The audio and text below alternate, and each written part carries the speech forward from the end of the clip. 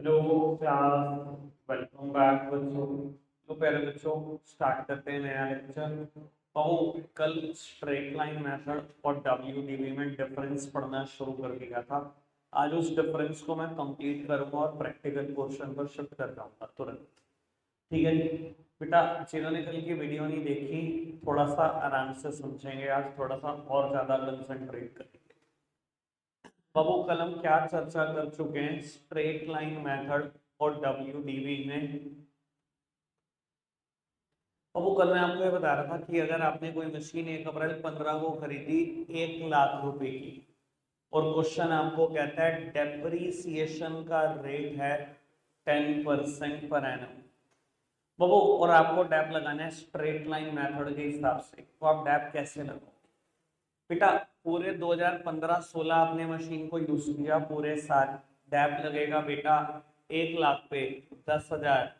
The return down value on 1 April 16 would be 90,000। 1 अप्रैल 16 को मेरी machine कितने की बची? 90,000 रुपए की बची। पूरे 2016-17 मैंने मशीन को यूज कर लिया। डैप किस पे लगेगा बेटा? इस मेथड को ना, स्ट्रेट लाइन मेथड को ही हम बोलते हैं original cost method. That is always charged on the original cost of the machine. Here the original cost is 1 lakh, तो डैप किस पे लगेगा? 1 लाख पे ही लगता है। बाबू डैप लगा 2016-17 का 10,000। रिटर्न डाउन वैल्यू बची 1 अप्रैल 17 को 80,000 रुपए। पूरे 2017-18 यूज करा, डैप किस पे लगेगा? Again on the original cost 1 lakh पे ही लगता रहेगा। इसके सामने देखो बाबू, 10,000 फिर डैप लगा 1 अप्रैल 18 को, रिटर्न डाउन वैल्यू कितनी बची? 70,000। बेटा इस मेथड का ही एक और नाम भी था, फिक्स्ड इंस्टॉलमेंट मेथड। बेटा इसको फिक्स्ड इंस्टॉलमेंट मेथड हम क्यों बोल रहे थे? क्योंकि बेटा depreciation remains fixed year by year. बेटा यहाँ हर साल डेप्रिसिएशन फिक्स्ड रहता है, इसलिए इसको हम फिक्स्ड इंस्टॉलमेंट मेथड भी बोल रहे थे। ठीक है जी, कोई दिक्कत तो नहीं। ओरिजिनल कॉस्ट क्यों बोल रहे थे? क्योंकि डेप्रीसिएशन हमेशा ओरिजिनल कॉस्ट पे लगता है। फिक्स्ड इंस्टॉलमेंट क्यों बोल रहे थे? क्योंकि डेप्रीसिएशन हर साल फिक्स्ड रहता है। कोई दिक्कत कोई परेशानी तो नहीं। बेटा डब्ल्यूडीवी में क्या होता है? सेम एग्जांपल ले रहे हैं। 1 अप्रैल 15 को आपने 1 लाख रुपए की एसेट खरीदी। बेटा 2015-16 यूज कर ली, डेप्रीसिएशन का रेट दिया हुआ आपको 10% पर एनम, और आपको कहता है डैप लगाओ डब्ल्यूडीवी के हिसाब से। जब पूरे साल यूज करा आपने, 1 लाख पे 10% डैप लगाया 10,000। 1 अप्रैल 16 को बची है 90,000 रुपए की। पूरे 2016-17 यूज करा, डैप लगाओ जी। किस पर डैप लगाए? सर इस मेथड का नाम है डब्ल्यूडीवी, मतलब return down value method. Return down values का नाम कहां से पड़ा? क्योंकि इसमें हमेशा डैप रिटर्न डाउन वैल्यू पे लगता है। कितनी बची यहाँ रिटर्न डाउन वैल्यू? 90,000। डैप किस पे लगेगा? 90,000 पे। 90,000 का 10% 9,000। बेटा अब रिटर्न डाउन वैल्यू कितनी बची है अप्रैल 17 को? This minus this 81,000। पूरे 2017-18 यूज करी, किस पर डैप लगेगा? रिटर्न डाउन वैल्यू पर। 1 अप्रैल 18 को कितनी वैल्यू बची? 72900। तो इन दोनों मेथड में यही अंतर है, यहाँ डेप्रीसिएशन हमेशा ओरिजिनल कॉस्ट पे लगता है, यहाँ हर रिटर्न डाउन वैल्यू पर जो वैल्यू बचती है उस पर डेप लगता है। इस मेथड का एक दूसरा नाम भी था डिमिनिशिंग वैल्यू मेथड। क्यों इसका नाम डिमिनिशिंग वैल्यू था? क्योंकि बेटा यहाँ डेप्रीसिएशन हर साल डिमिनिश होता है, गिरता चला जाता है। ठीक है जी, इतनी बात मैंने कल बताई थी। अब मैं इन दोनों मेथड से रिलेटेड कुछ बात लिख रहा हूँ। अगर आपने ये एग्जांपल भी नोट डाउन नहीं किया तो ये एग्जांपल भी लिखना, फिर जो मैं लिख रहा हूँ थ्योरेटिकल पोर्शन वो भी लिखना। ठीक है जी, और हाथ हाथ फिर प्रैक्टिकल पे शिफ्ट कर रहे हैं, जल्दी से लिखना।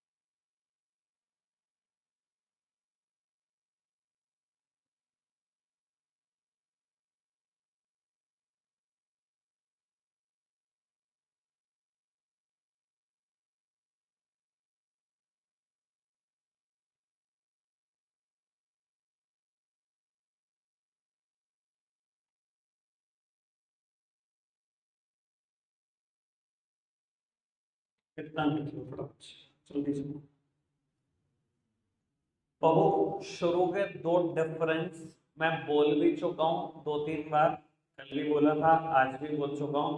बेटा थर्ड डिफरेंस के बारे में एक बार पढ़ लो ढंग से, मैं करता हूं बात। इधर देखना बेटा, मैंने लिखा एसेट्स में lead to zero. Asset zero हो सकती है स्ट्रेट लाइन मेथड में। क्यों हो सकती है? मान लो कोई रेजिडुअल वैल्यू नहीं गिवन है क्वेश्चन में और 10% डैप लगाना है हर साल, अगले साल भी 10,000 10,000 10,000 10,000 7 सालों तक और लग गया, एसेट जीरो हो गई।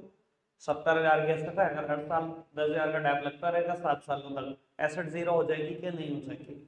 दिखाई दे रहा है जीरो हो सकती है यहाँ पर एसेट्स। बेटा यहाँ एसेट्स कभी जीरो नहीं हो सकती, कैलकुलेटर लेकर बैठ जो 100 साल कर दो। क्यों नहीं होगी बेटा?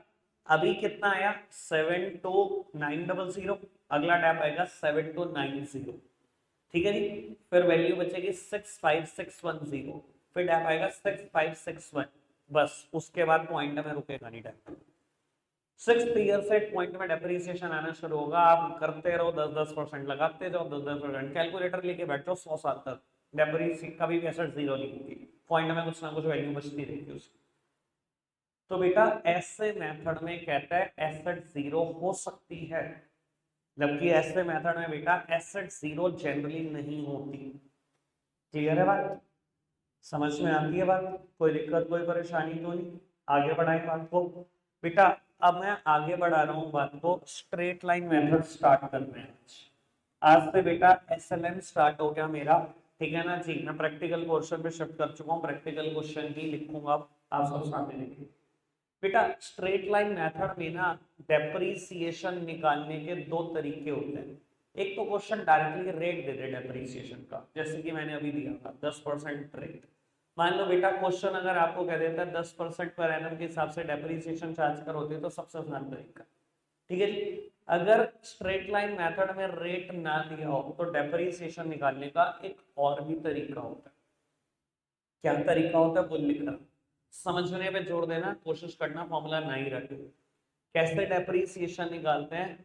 Cost minus estimated residual value, ये याद होगा, ठीक है ना, upon estimated useful life of an asset, estimated useful life of an asset. बाबू एक एग्जांपल के तौर पर डिस्कस करते हैं। कल ना मैंने आपको कॉस्ट प्राइस बताया था, कल वाला ये एग्जांपल कंटिन्यू है। एक मशीनरी खरीदी थी कल हमने एग्जांपल में, उसका कॉस्ट प्राइस था 15 लाख, उसकी एस्टिमेटेड रेजिडुअल वैल्यू कितनी थी बेटा? 60,000, और उसकी लाइफ थी बेटा 20 साल। ऐसे मैंने एग्जांपल लिया था बेटा, यानी कि 14,40,000 रुपए को आप डेप्रीशिएट कर सकते हो। अगर मैं 20 से डिवाइड कर दूं तो बेटा हर साल डेप्रीसिएशन 72,000 रुपए। ये ध्यान रख लेना, ये जो डेप्रीसिएशन आएगा ये पर एनम आएगा, मतलब हर साल का है। अब समझाता हूँ बेटा क्या मतलब है कहने का। राघव भाई लिखा 1 मिनट बाद भी चल, समझा नहीं जाएगा, बस ये बात ध्यान रखना बेटा। मैंने 15 लाख की एसेट खरीदी, कुछ भी हो जाए, कोड़ा हो जाए बिल्कुल एसेट, तब भी 60,000 की बिक रही थी कल मेरे एग्जांपल में। इसी को तो हम रेसिडुअल वैल्यू में बोलते हैं, जब वो कूड़े के भाव कितने की बिक सकती है। तो मैंने कल ये डिसाइड करा था कि मैं उसको ज्यादा से ज्यादा कितना डेप्रिशिएट कर सकता हूँ। ज्यादा से ज्यादा 14,40,000 डेप्रिशिएट कर सकता हूँ, ज्यादा से ज्यादा, है ना।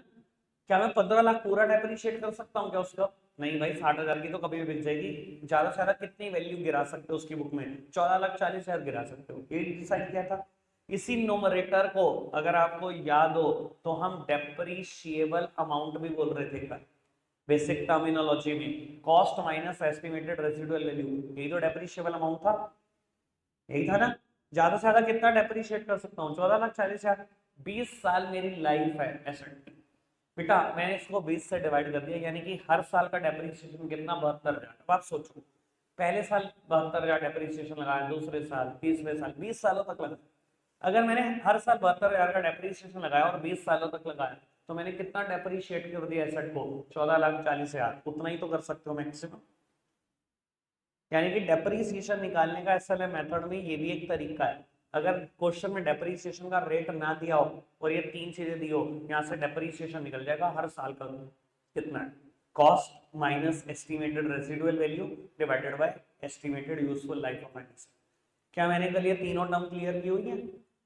ठीक है जी। और इन दोनों टर्म से मिलाकर एक और टर्म बनी थी डेप्रिशिएबल अमाउंट, क्या वो भी क्लियर है? चारों के चारों टर्म क्लियर की हुई है। समझ में डेप्रिसिएशन कैसे निकाल सकते हैं? कोई दिक्कत कोई परेशानी तो नहीं? आप बेटा नोट डाउन करो उसको फटाफट से।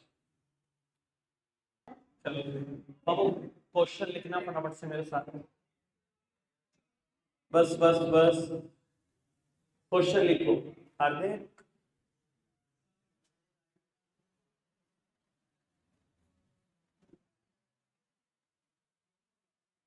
ओए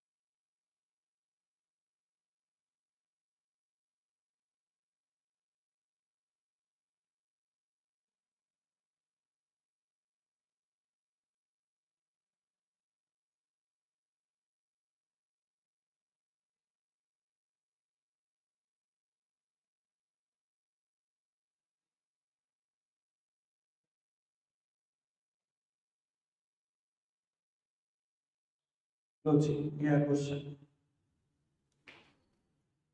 बाबू सामने देखना जरा। बेटा क्वेश्चन पढ़ा है आपने एक बार ढंग से। एक्स वाई जेड लिमिटेड ने एक पर्टिकुलर डेट को एक पर्टिकुलर अमाउंट की मशीन खरीदी है। कहता है कंपनी डेप्रिसिएशन चार्ज करती है 10% के हिसाब से, और वो एसएलए मेथड के हिसाब से डेप्रिसिएशन चार्ज करती है। आपको मशीन अकाउंट बनाना है दो अलग अलग साल का। ठीक है बाबू मशीन अकाउंट बनाना सीखेंगे।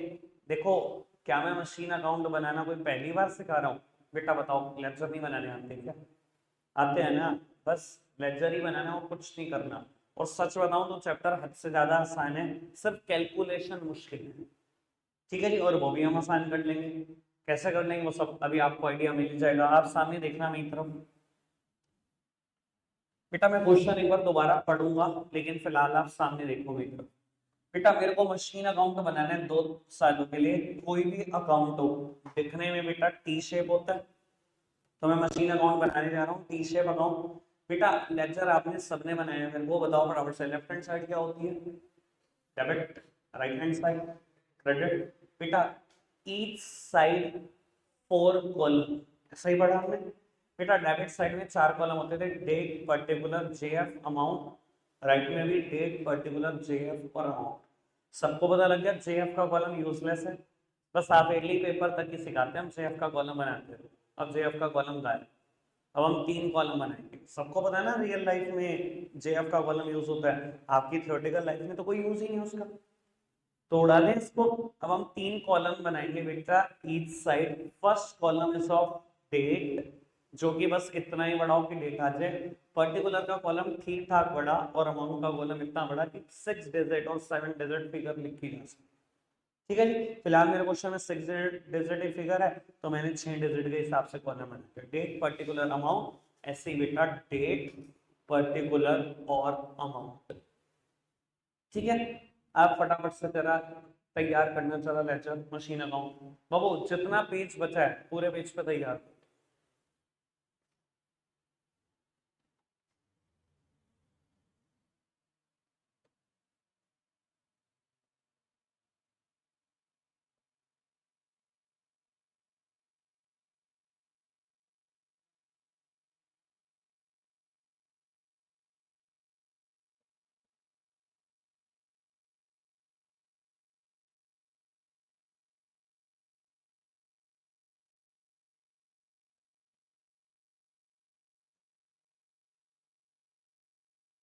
ठीक है जी, बना दिया फॉर्मेट।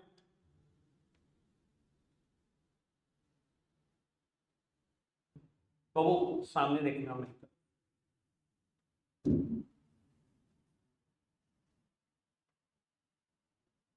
बेटा XYZ limited purchase the machinery on 1 April 20 for 90,000 and installation expenses 10,000। अब वो 90,000 की मशीन खरीदी और 10,000 रुपए इंस्टॉलेशन के आपने खर्चे हैं, तो यानी कि मशीन तो 1 लाख रुपए की बनी, क्योंकि जब तक एसेट्स पुट टू यूज नहीं हुई, इंस्टॉल ही नहीं हुई, तो इस्तेमाल कैसे करोगे? जब तक पुट टू यूज नहीं हुई तब तक क्या सारे खर्चे एसेट, मतलब 1 लाख की बड़ी एसेट 1 अप्रैल 20 को। कहता है उसके बाद आपने SLM के हिसाब से डेप्रिसिएशन चार्ज करना है 10% पर है ना। और बेटा मुझे 2 साल का मशीन अकाउंट बनाकर दिखाना है, सामने देखना। देखो अभी ना क्वेश्चन बड़ा सिंपल है, पहला क्वेश्चन करने जा रहे, आज से ही एक नियम बना लो। बाबू जब आपको डेट में फंसाने की कोशिश की जाएगी, जब आपको अमाउंट में फंसाने की कोशिश की जाएगी, मैं एक चीज बता रहा हूं बेटा, मैं नंबर लाइन बनाऊंगा। मुझे जब भी फंसाने की कोशिश की जाती है ना डेट में और नंबर में, मैं हमेशा नंबर लाइन बनाता हूँ, और ये मेरी प्रैक्टिस ना पूरी सीए रही है, ठीक है जी। और मैंने बाद में बच्चों को ये सिखाया। आप ध्यान रखना, अगर ये नंबर लाइन में मास्टर हो गए ना, तो आप डेप्रिसिएशन में मास्टर बनोगे, बाय डिफॉल्ट है ये बात। अगर आपको यकीन ना हो, कुछ रेनबो वाले बच्चे यहाँ बैठे, पूछ लो इनको नंबर लाइन में मास्टर होने का कितना वैल्यू है चैप्टर में, ठीक है जी। तो बाबू एक बात और समझ लेना, अगर आप आज आपने सोचा ना कि आसान क्वेश्चन है, मैं कोई नंबर लाइन नहीं बना रहा, ऐसे ही हो जाएगा क्वेश्चन, तो सर मुश्किल में कभी बनानी नहीं आएगी। आज बनानी सीखोगे और रोज हैबिट डालोगे, तो जाके मुश्किल क्वेश्चन में आपको नंबर लाइन बनानी आएगी, वरना नंबर लाइन बनानी नहीं आएगी कभी, ठीक है जी। ध्यान रख लेना, मैं बताता हूँ नंबर लाइन कैसे बनाते हैं, प्लीज सामने देखना। बेटा जिस दिन मशीन खरीदी होती है, पहली मशीन, अभी क्वेश्चन में एक ही मशीन है, अभी क्वेश्चन आगे बढ़ेंगे, 4 4 मशीन खरीदेंगे, 3 3 बेच भी देंगे एक दिन में। तो बाबू जिस दिन पहली मशीन खरीदते हैं वो सबसे पहले प्लॉट होता नंबर लाइन। पहली मशीन खरीदी मैंने, एक ही मशीन खरीदी 1 अप्रैल 2020 को, ठीक है जी। बाबू मुझे 2 साल के लिए अकाउंट बनाना है, यानी कि पहला साल खत्म होगा 31 मार्च 21 को और दूसरा होगा 31 मार्च 22। जब मैंने खत्म करना होगा, जहां तक मुझे अकाउंट बनाना होगा, वो नंबर लाइन में लास्ट डेट प्लॉट होगी। मेरी दिमाग की उपज है ये, किसी बुक में नहीं मिलेगा, फिर ढूंढते रहना, मैं पहले बता रहा हूँ, गूगल बाबा पे भी ढूंढ लोगे मिलेगा नहीं। हर टीचर का कराने का स्टाइल अपना है ना, मेरा अपना है, तो मेरे से ही बनानी सीखनी पड़ेगी, ठीक है जी। जब मशीन खरीदी तो बेटा वो सबसे पहले starting of the number line, और बेटा जब तक अकाउंट बनाना है वो बेटा बिल्कुल एंड है नंबर लाइन का, ठीक है जी। इसमें हर फाइनेंशियल ईयर प्लॉट होगा, जब भी कोई नई मशीन खरीदोगे वो प्लॉट होगा। अब यहाँ पर कोई और मशीन तो खरीदी नहीं, फाइनेंशियल ईयर हर एक प्लॉट होगा जब खत्म होगा। पहला फाइनेंशियल ईयर कब खत्म होगा, 31 मार्च 21, और दूसरा कब खत्म होगा, 31 मार्च 22, ये तो प्लॉट ही है। तो 31 मार्च 21 प्लॉट कर लेते हैं, बाकी कुछ चाहिए नहीं मुझे, ठीक है जी। मैंने यहाँ पर एक मशीन खरीदी जिसकी कीमत है बेटा 1 लाख रुपए, और क्वेश्चन कहते हैं 10% SLM के हिसाब से डैप लगा दो। तो पहले साल पूरा होने के बाद कितना डैप लगेगा, 1 लाख का 10% मतलब 10,000, 1 लाख का 10% मतलब 10,000, लग गया जी डैम 10,000। सारी कैलकुलेशन हमेशा नंबर लाइन में होगी, उसके बाद कभी कोई क्वेश्चन पढ़ा नहीं जाएगा, ध्यान रखना।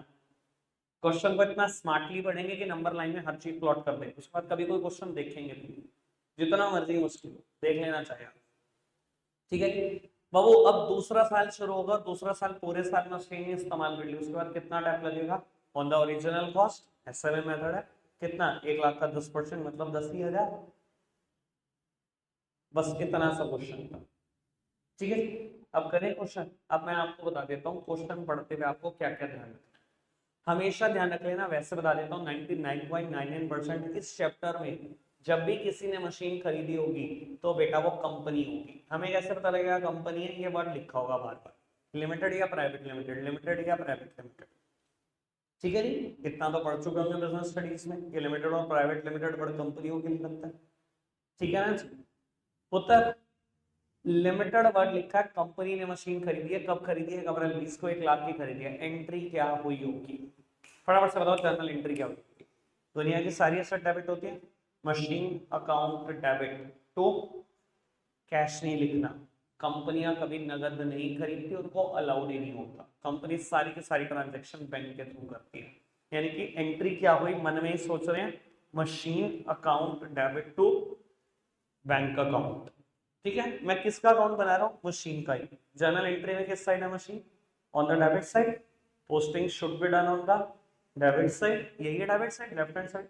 और वो नाम किसका आएगा, सामने वाली साइड का। सामने क्या लिखा है, तो बैंक अकाउंट। 1 अप्रैल 2020 आपने पोस्टिंग करी टू बैंक अकाउंट, कितने की मशीन खरीदी, 1 लाख रुपए की। कोई दिक्कत कोई परेशानी तो नहीं। दो जर्नल एंट्री पर बेस पूरा चैप्टर है, दो, एक पहली होगी।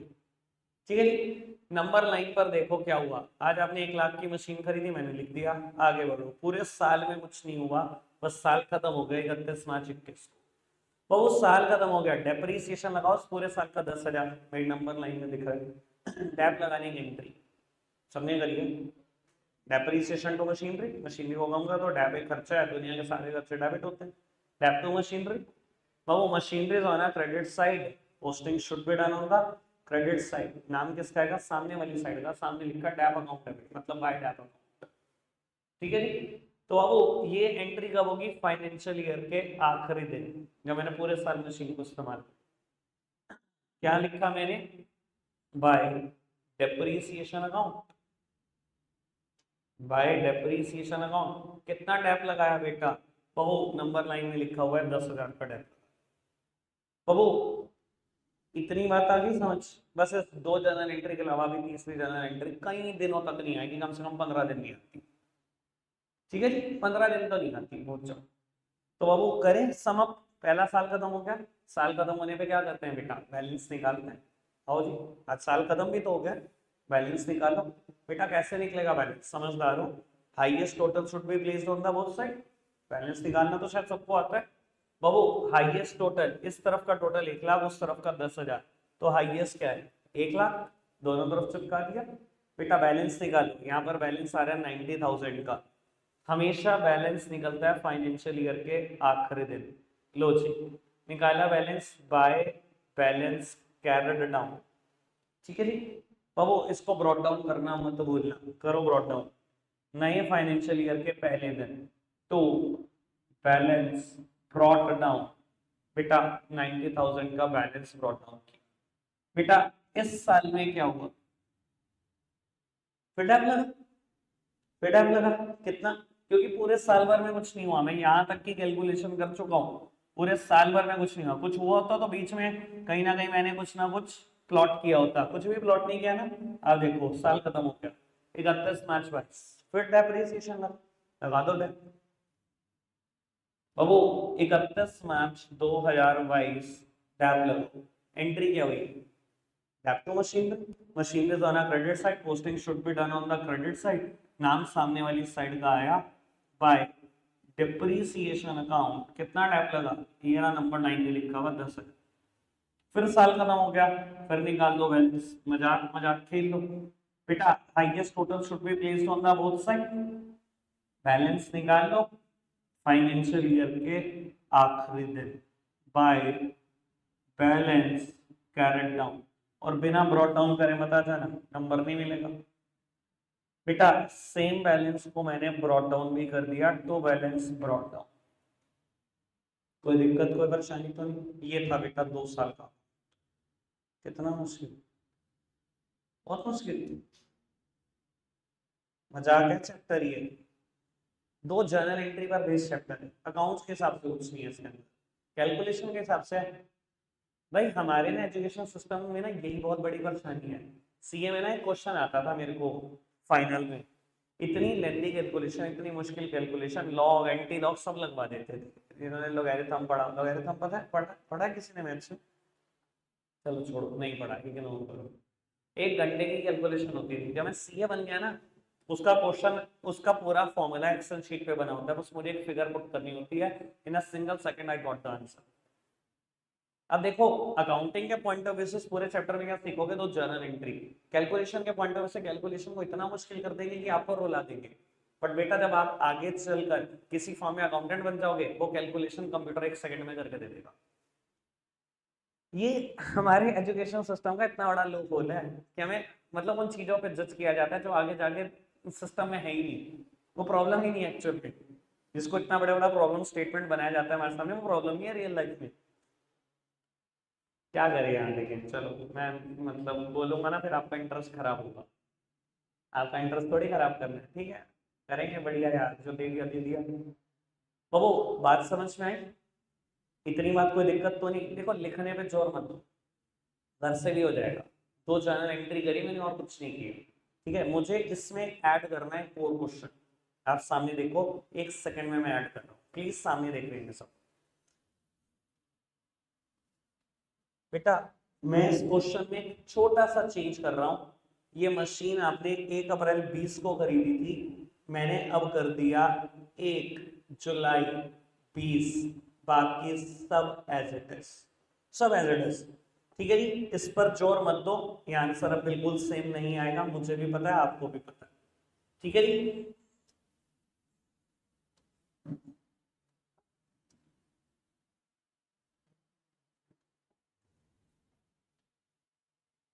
बहू अगर मैंने 1 जुलाई 2020 को मशीन खरीदी होती तो क्वेश्चन में क्या चेंज होता, अब ये समझने की कोशिश करते हैं, ठीक है जी। ये चीज 2 अलग-अलग दिन नहीं हो सकती, इसलिए मैं अभी कर रहा हूँ। तो वो अगर मैंने 1 जुलाई को मशीन खरीदी होती, क्वेश्चन में क्या चेंज हुआ था? पहले दिन जिस दिन मशीन खरीदते हैं वही लिखा जाता है यहाँ पर, 1 जुलाई 20। तो वो फाइनेंशियल ईयर कब एंड होना है, बस मुझे ये बताओ, फाइनेंशियल ईयर कब खत्म होना है भैया? 1 जुलाई 20 को चाहे शुरू हो, चाहे 1 अप्रैल 20 को शुरू हो, चाहे अगस्त को खरीदी हो, चाहे सितंबर को खरीदी हो, फाइनेंशियल ईयर 31 मार्च 21 को खत्म ही हो जाएगा, है ना। और बेटा अगला फाइनेंशियल ईयर ये 31 मार्च 22 को ही खत्म होगा, कोई फर्क ही नहीं है इस बात में। तो डैप कितना बाबू? डोंट टेल मी 10,000, 1 लाख का 10%, 10,000। बेटा महीने गिन लो, ज्यादा आफ्ती मत बोलो। बाबू मैंने मशीन खरीदी 1 जुलाई को 1 लाख की, डेप्रिसिएशन का रेट अगर आप ढंग से देखते हो तो क्वेश्चन में लिखा होगा 10%। ये देखो पर एनम, पूरे साल का 10%। ये पूरे साल यूज हुई क्या? पूरे साल तो नहीं यूज हुई, जुलाई में खरीदी, पूरा जुलाई में, अगस्त, सितंबर, अक्टूबर, नवंबर, दिसंबर, जनवरी, फरवरी, मार्च, 8 महीने, 9 महीने यूज, ठीक है। पूरे 9 महीने यूज हुई है बेटा। तो 9 मंथ का डेप्रिसिएशन कितना? 10% रेट तो पूरे साल का है। बाबू करो जी कैलकुलेशन। बेटा पूरे साल का डैप आता 10,000 आता, तो 9 महीने का कितना? 7500। 9 महीने का डैप कितना? 7500। बेटा इस साल डैप लगेगा 7500 का, ठीक है। इस साल डैप लगेगा 7500 का। और बेटा इस साल, बेटा पूरे 10,000। क्यों? क्योंकि इस साल मशीनरी कितनी यूज हुई है? पूरे साल यूज हुई है। और डैप किस पे लगता है? On the original cost of the machinery. Original cost is 1 lakh, 1 lakh का 10%, 10%, ठीक है जी। अब मैं बच्चों को ना एक बात मतलब बोलते हुए देखता हूँ।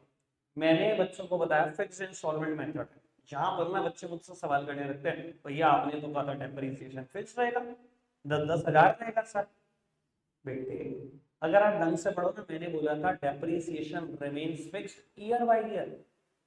डेप्रिसिएशन फिक्स रहेगा लेकिन सालाना डेप्रिसिएशन फिक्स रहेगा। आप क्या कर रहे हो? इस 9 महीने के डेप को, ये 9 महीने का डेप है, इस 1 साल के डेप से कंपेयर कर रहे हो और कह रहे हो ये फिक्स्ड रहे, बराबर रहे। ये कैसे? डेप्रिसिएशन बराबर रहेगा लेकिन हर साल का डेप्रिसिएशन बराबर रहेगा, 9 महीने और साल का डेप्रिसिएशन का कोई कंपैरिजन नहीं है। समझ आई बात?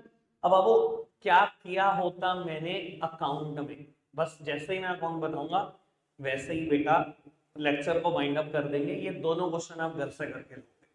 आपने अप्रैल लिखा हुआ है, सेम क्वेश्चन लिखोगे जुलाई करके और दोनों के अकाउंट आप खुद बना के लाओगे। जरूरत पड़ी तो वीडियो देख लेना दोबारा सॉल्यूशन की, नहीं पड़ी कोशिश करना देखनी ना।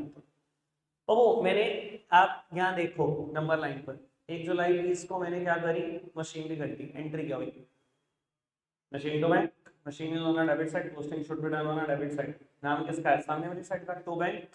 बाबू 1 जुलाई 2020 एंट्री की होगी टू बैंक अकाउंट 1 लाख रुपए। क्या हुआ? पूरा साल खत्म हुआ, कुछ नहीं हुआ। 31 मार्च 2021 एंट्री क्या हुई? डैप की debit to machinery, machine credit side पर है, पोस्टिंग क्रेडिट साइड पर होगी। सामने वाली साइड का नाम आया बाय डेप्रिसिएशन अकाउंट। कितना डेप है बेटा? 7500। बैलेंस निकाल ले बाबू, हाईएस्ट टोटल दोनों तरफ लिखो, बैलेंस निकाल लेना, बाय बैलेंस कैरेट डाउन, ये बैलेंस आएगा 92,500। ठीक है जी। सेम को ब्रॉट डाउन कर लो, 1 अप्रैल 2021 मैंने बैलेंस को ब्रॉट डाउन कर लिया 92,500। फिर क्या हुआ? पूरे साल कुछ नहीं हुआ, आखिरी दिन डेप्रिसिएशन लग गया। डेप्रिसिएशन की एंट्री वही है जो पहले बताई, पोस्टिंग कर ली उसकी। कितना डेप लगा? 10 के 10,000। बैलेंस निकाल लो फिर, क्योंकि फिर पूरा साल खत्म हो गया है। 31 मार्च 22 आपने बैलेंस निकालना होगा, बैलेंस आया 82,500 और सेम बैलेंस ब्रॉट डाउन भी कर दिया, तो balance brought down 82,500। Question simple, कोई दिक्कत कोई परेशानी तो नहीं। कल आएंगे इसको थोड़ा थोड़ा स्टेप बाय स्टेप कॉम्प्लेक्स करेंगे। ध्यान रख लेना, मुझे दोनों क्वेश्चन में नंबर लाइन चाहिए 100% की स्पीड। किसी का कोई क्वेश्चन आ जाए बिना नंबर लाइन के, वरना कल नंबर लाइन बननी ही नहीं होगी आपसे, या मुश्किल में इंट्रोड्यूस करूंगा क्वेश्चन। ठीक है, रखते हैं आज के लिए इतना ही है प्यारे बच्चों, बाय बाय।